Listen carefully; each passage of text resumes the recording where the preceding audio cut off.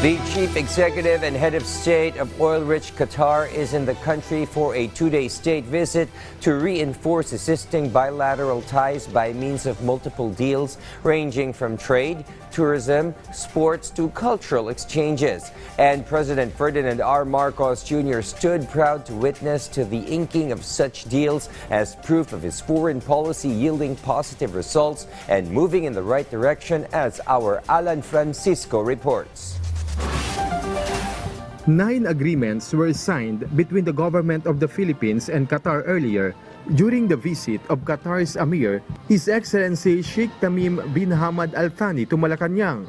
President Ferdinand R. Marcos Jr. stood witness to this momentous occasion after the bilateral meeting. First, there was a memorandum of understanding on cooperation in combating human trafficking aimed to ramp up protection for workers and increase public awareness.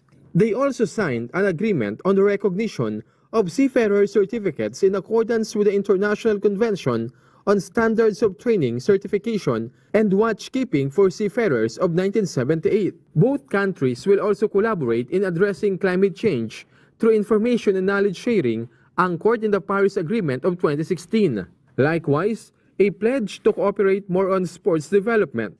Under the signed deal, there will be opportunities for sports delegations to visit each other. An agreement in the field of tourism and business events has also been reached, in which the Philippines and Qatar will encourage visits between their citizens. A collaboration is also in place to strengthen the youth sector with exchanges or visits of youth delegations, among other activities. Another agreement is the waiver of visa requirements for passport holders of diplomatic and special or official passports. There is also an MOU between the Philippine Chamber of Commerce and Industry and the Qatar Chamber of Commerce and Industry, as well as between the Davao City Chamber of Commerce and Industry and the Qatar Chamber of Commerce and Industry.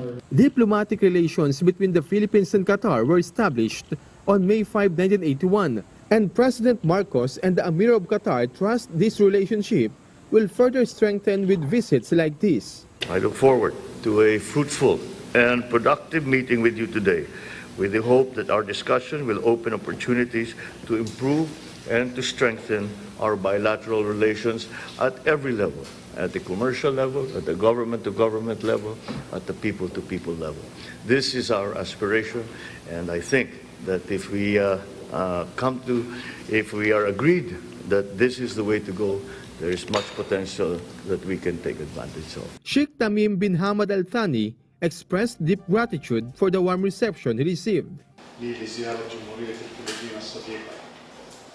thank His Excellency, President Ferdinand Marcos Jr. for his kind words.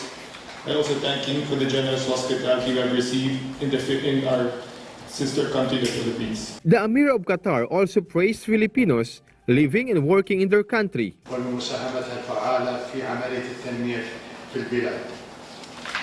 It is my pleasure to take this opportunity to praise the Filipino community residing in the state of Qatar and their effective contribution to the development progress in our country. Thank you very much, Your Highness, and I think it would just be